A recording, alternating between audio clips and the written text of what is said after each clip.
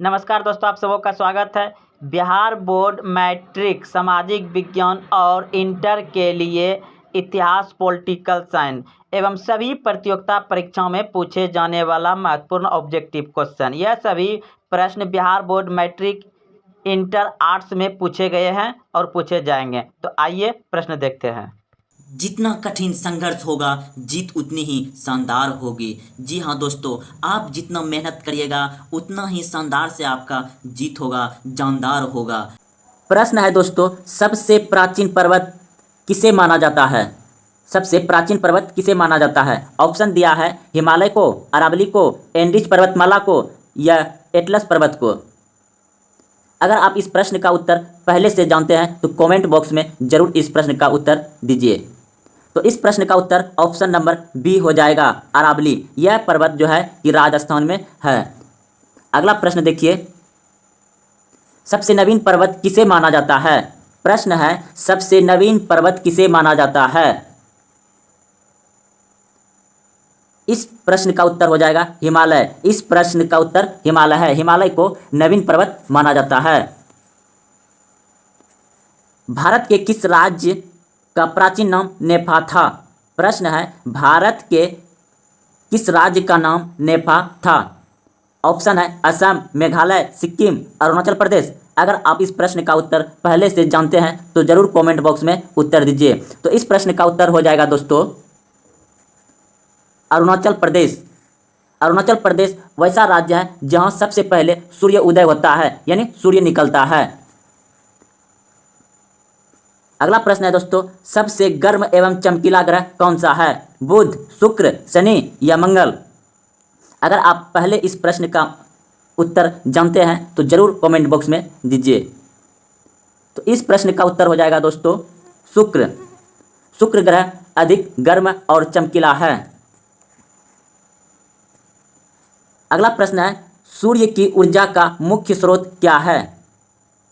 नाभिकीय विखंडन, नाभिकीय संलयन, तापयानी उत्सर्जन या फोटो इलेक्ट्रिक उत्सर्जन? इस प्रश्न का उत्तर हो जाएगा दोस्तों नाभिकीय संलयन। अगला प्रश्न देखिए, पृथ्वी के सबसे निकट स्थित ग्रह कौन सा है? पृथ्वी के सबसे निकट स्थित ग्रह कौन सा है? तो इस प्रश्न का उत्तर हो जाएगा दोस्तों शुक्र। तो अगला प्रश्न देखते हैं दोस्तों। अगला प्रश्न है, बिना उपग्रह वाला ग्रह कौन सा है? जी हाँ दोस्तों, प्रश्न पूछ रहा है कि कौन सा ऐसा ग्रह है जिसके पास उपग्रह नहीं है। आप जान रहे हैं कि हमारे सौरमंडल में 8 ग्रह है और सभी के पास कुछ न कुछ उपग्रह जरूर है। तो वैसा ग्रह इसमें वह है जिसके पास उपग्रह नहीं है। तो वह प्रश्न का उत्तर हो जाएगा बुध और शुक्र। बुध और शुक्र के पास उपग्रह नहीं है। अगला प्रश्न देखिए। अगला प्रश्न कर रहा है दोस्तों, क्षुद्र ग्रह किन 2 ग्रह के बीच में स्थित है? शनि एवं अरुण के बीच, पृथ्वी एवं शुक्र के बीच, बृहस्पति एवं शुक्र के बीच या तो फिर बृहस्पति एवं मंगल के बीच? अगर आप इस प्रश्न का उत्तर पहले से जानते हैं तो कमेंट बॉक्स में जरूर दीजिए। तो इस प्रश्न का उत्तर हो जाएगा दोस्तों बृहस्पति एवं मंगल के बीच क्षुद्र ग्रह है। तो चलिए अगला प्रश्न देखते हैं। अगला प्रश्न है दोस्तों, भोर या सांझ का तारा किसे कहा जाता है? प्रश्न है, भोर या सांझ का तारा किसे कहा जाता है? यानी सुबह जो आप सबसे पहले तारा दिखाई देता है वह तारा कौन सा है, और शाम को जो सबसे पहले तारा दिखाई देता है वह तारा कौन सा है? तो वह तारा हो जाएगा दोस्तों शुक्र। इसलिए इसे सुबह या शाम का तारा कहा जाता है। चलिए अगला प्रश्न देखते हैं। अगला प्रश्न है दोस्तों, सबसे बड़ा ग्रह कौन सा है? सबसे बड़ा ग्रह कौन सा है? तो सबसे बड़ा ग्रह हो जाएगा गैनीमेड। यह जो है कि बृहस्पति का उपग्रह है। और सबसे छोटा ग्रह है डिमोस। यह ग्रह है मंगल का। अगला प्रश्न देखते हैं दोस्तों, विश्व जनसंख्या दिवस कब मनाया जाता है? यह तो बहुत आसान सवाल है दोस्तों। इस प्रश्न का उत्तर तो सभी जानते होंगे कि 11 जुलाई को मनाया जाता है। अगला प्रश्न देखिए दोस्तों, कह रहा है प्रश्न, सी ऑफ ट्रिग्विलिटी कहाँ पर स्थित है? पृथ्वी पर, शुक्र पर, मंगल पर या तो चंद्रमा पर? तो इस प्रश्न का अगर आप पहले से जानते हैं तो कमेंट बॉक्स में जरूर उत्तर दीजिए। तो इस प्रश्न का उत्तर हो जाएगा ऑप्शन नंबर डी, चंद्रमा पर। प्रश्न है जनगणना का महाविभाजक वर्ष मनाया जाता है। प्रश्न है जनगणना का महाविभाजक वर्ष मनाया जाता है, कब से मनाया जाता है? तो यह हो जाएगा इस प्रश्न का उत्तर दोस्तों 1921 को। यह महाविभाजन वर्ष वह वर्ष है कि इस वर्ष जो है कि भारत में जनगणना के समय जाति में महाविभाजक वर्ष हुआ था। प्रश्न है भू स्थिर उपग्रह की ऊंचाई कितनी होती है?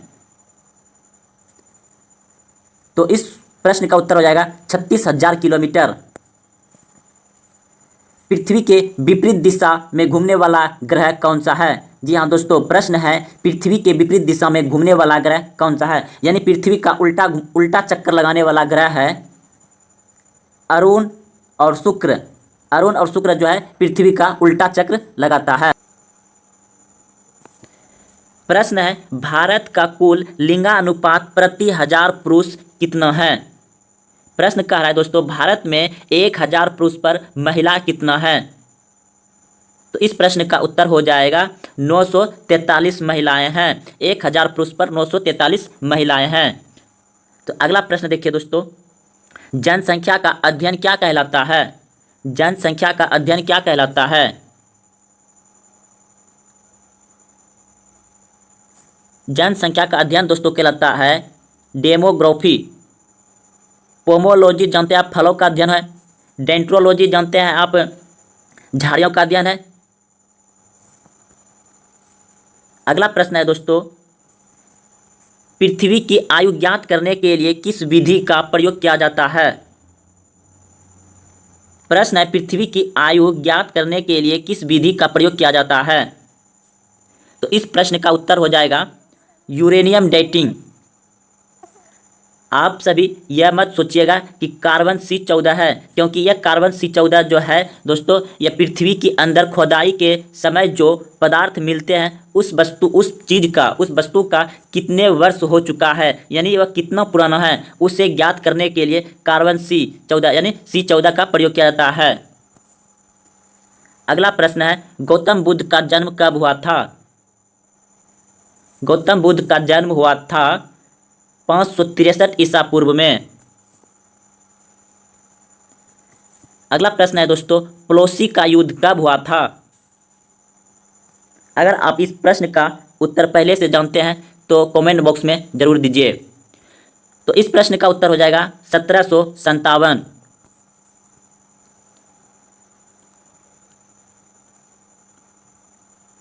बक्सर का युद्ध कब हुआ था? प्रश्न है बक्सर का युद्ध कब हुआ था? तो बक्सर का युद्ध 1764 में हुआ था दोस्तों। यह प्रश्न तो सभी जानते होंगे कि मुस्लिम लीग की स्थापना कब की गई थी? तो मुस्लिम लीग की स्थापना 1906 में की गई थी।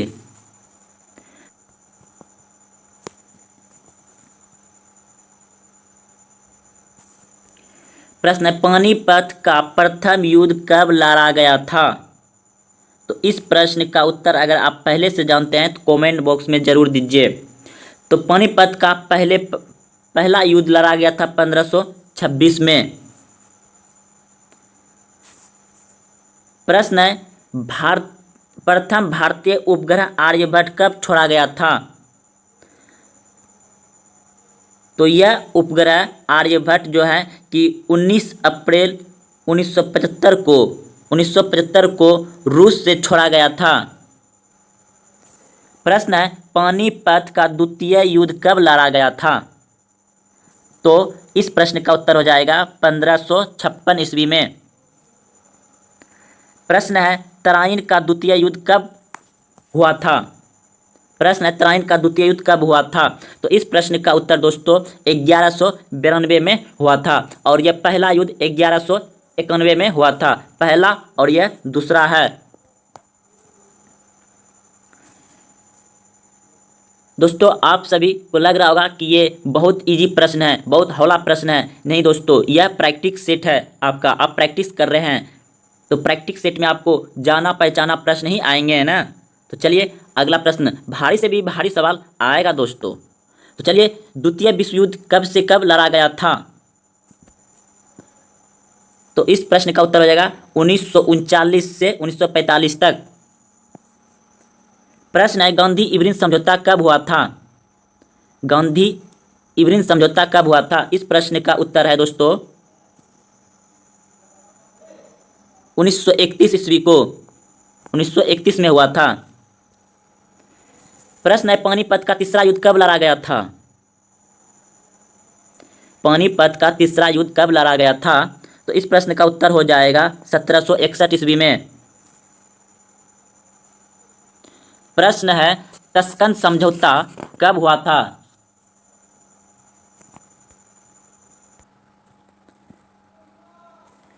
प्रश्न है तस्कन समझौता कब हुआ था? तो दोस्तों तस्कन समझौता जो हुआ था 1966 में हुआ था, 1966 में। प्रश्न है चीनी क्रांति कब हुई थी? चीनी क्रांति कब हुई थी? 1905 में, 1921 में, 1911 में या 1924 में? तो चीनी क्रांति हुआ था दोस्तों 1911 में। अगला प्रश्न है अंतरिक्ष में पहुंचने वाला प्रथम व्यक्ति कौन है? अगर आप इस प्रश्न का उत्तर पहले से जानते हैं तो कमेंट बॉक्स में जरूर आंसर दें। तो इस प्रश्न का उत्तर हो जाएगा दोस्तों यूरी गागरिन। यह पहला व्यक्ति था अंतरिक्ष में जाने वाला। तेजस क्या है? प्रश्न है तेजस क्या है? अभी एक ट्रेन चला है लखनऊ से दिल्ली, वह नहीं, तेजस एक लड़ाकू विमान है। तेजस क्या है? एक लड़ाकू विमान है। विक्रम शक संवत कब प्रारंभ हुआ था?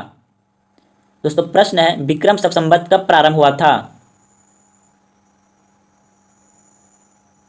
तो यह इस प्रश्न का उत्तर हो जाएगा 58 ईसा पूर्व में, 58 ईसा पूर्व में।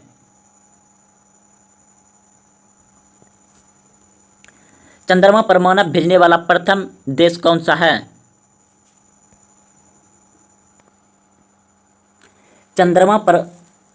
चंद्रमा पर मानव भेजने वाला प्रथम देश कौन सा है? तो इस प्रश्न का उत्तर हो जाएगा यूएसए, संयुक्त राज्य अमेरिका ने चंद्रमा पर प्रथम मानव भेजा था। तो अगला प्रश्न दोस्तों है प्रथम अंतरिक्ष पर्यटक कौन है? तो प्रथम अंतरिक्ष पर्यटक दोस्तों कौन है? तो इस प्रश्न का उत्तर हो जाएगा डेनिस डिटो। अगला प्रश्न है प्रथम विश्व युद्ध कब से कब लड़ा गया था? प्रथम विश्व युद्ध कब से कब लड़ा गया था? तो इस प्रश्न का उत्तर हो जाएगा दोस्तों 1914 से 1918 तक। अगला प्रश्न है दोस्तों असहयोग आंदोलन कब शुरू हुआ था? असहयोग आंदोलन कब शुरू हुआ था? 1917 में, 1920 में, 1924 में या 1922 में? असहयोग आंदोलन हुआ था 1922 में। सर्वाधिक समय तक अंतरिक्ष में रहने वाला महिला कौन है? सर्वाधिक समय तक अंतरिक्ष में रहने वाला महिला कौन है? तो इस प्रश्न का उत्तर हो जाएगा दोस्तों सुनीता विलियम्स।